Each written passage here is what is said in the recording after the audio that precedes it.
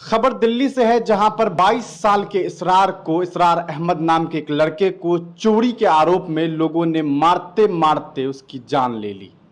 आइए आपको पूरा मामला बताते हैं। पूरा मामला जो है वो दिल्ली से जुड़ा हुआ है। दिल्ली, उत्तर पूर्वी दिल्ली के सुंदर नगरी इलाके का ये मामला है, जहां पर गणेश चतुर्थी के दिन एक लड़का जो है इसरार नाम का, जिसकी मानसिक स्थिति बहुत अच्छी नहीं है, वो अपने घर से उठता है और सुबह 5 साढ़े 5 बजे के आसपास वो मंदिर के पास जाता है। पड़ोस में एक मंदिर है। वहां पर जाने के बाद जो है वो प्रसाद वहां पे रखा रहता है, उसमें से प्रसाद वो एक लेकर के खा लेता है।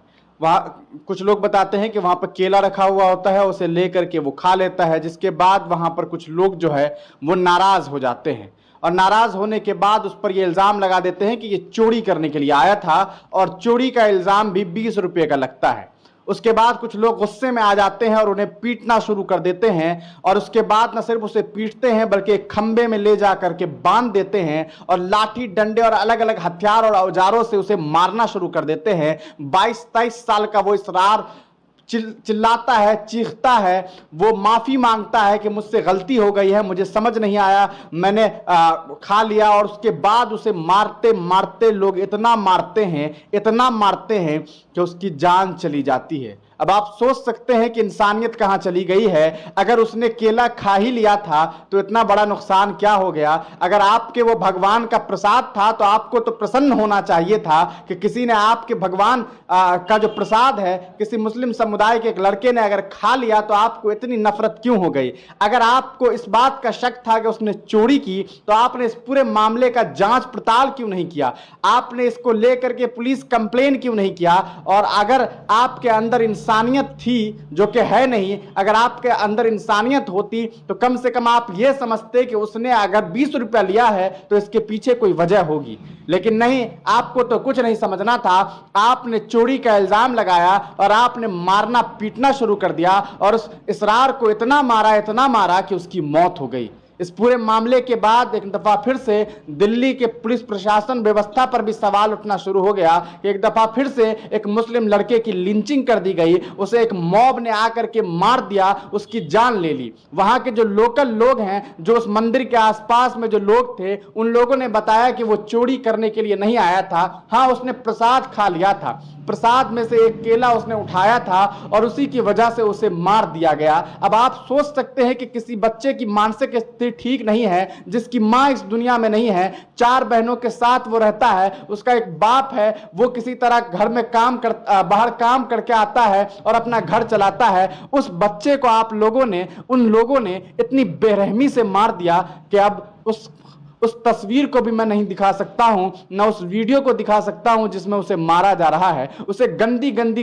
गालियां दी जा रही है, उसे धर्म से जुड़ी हुई गालियां दी जा रही है और उसे पीटा जा रहा है, मारा जा रहा है। और ये भी अगर कह दूं कि उस बेकसूर नौजवान को मारा गया तो इसमें कोई गलत नहीं है। आपको बताएं कि अगर आप सोचिए कि अगर किसी ने आपके यहाँ का प्रसाद उठा ही लिया तो इससे इतनी तकलीफ कैसे हो सकती है कि आप किसी की जान ले लेंगे। क्या आप धार्मिक लोग हैं? क्या वाकई उन लोगों ने, जिन लोगों ने उसे मारा, वो धार्मिक लोग होंगे? सरासर ऐसा नहीं हो सकता है, क्योंकि किसी का भगवान कम से कम ये तो नहीं कह सकता है। अगर वो प्रसाद था तब तो वो आपकी जागीर भी नहीं थी, वो तो आपके भगवान का था, आपके ईश्वर का था। तब तो आपको इस पूरे सामान को उन लोगों को दे देना चाहिए जिन्हें जरूरत थी। अगर वो बच्चा, अगर उस 22 साल के युवक ने, अगर आपके यहां जिसकी मानसिक स्थिति ठीक नहीं है, अगर उसने एक केला उठा लिया तो आप उसको इतनी बड़ी सजा देंगे, इसका अंदाजा नहीं लगाया जा सकता है। ये नफरत है बस इस वजह से क्योंकि वो मुसलमान है। भले उसके हालात कैसे भी हो, उसकी मानसिक स्थिति ठीक नहीं हो, वो जो भी हो, कैसा भी हो, किसी भी तरह का हो, बस उसको इसलिए मारा गया क्योंकि वो मुसलमान है। और यही वजह है कि इन लोगों ने उस नौजवान को खंबे में बांध करके इतना मारा कि उसकी मौत हो गई। जब वो अधमरा हो गया तब उसे ले जा करके, मौत से पहले अधमरा हो गया तो उसे छोड़ दिया। वहां से एक नौजवान जो है उसे ले करके उसके घर तक पहुंचाया और वहां जा करके उसने अपने घर वालों को तमाम बातें बताई। उसके बाद उसकी मौत हो गई।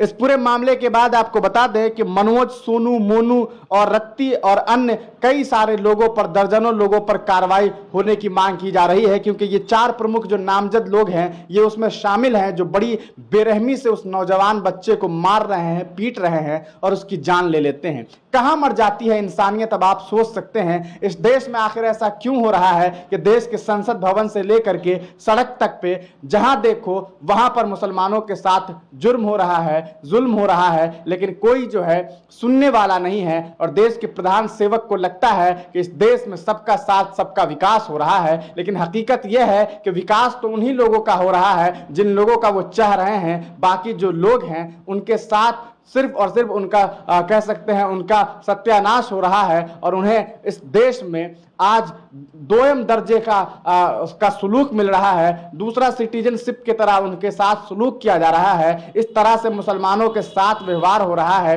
कि आप खूब अंदाजा लगा सकते हैं। इस तरह से जो मामलात सामने आ रहे हैं, इससे आप सरासर समझ सकते हैं कि कैसे इस देश में नफरत बढ़ गई है कि एक लड़के ने अगर प्रसाद खा लिया उसके लिए उसकी जान ले ली गई है।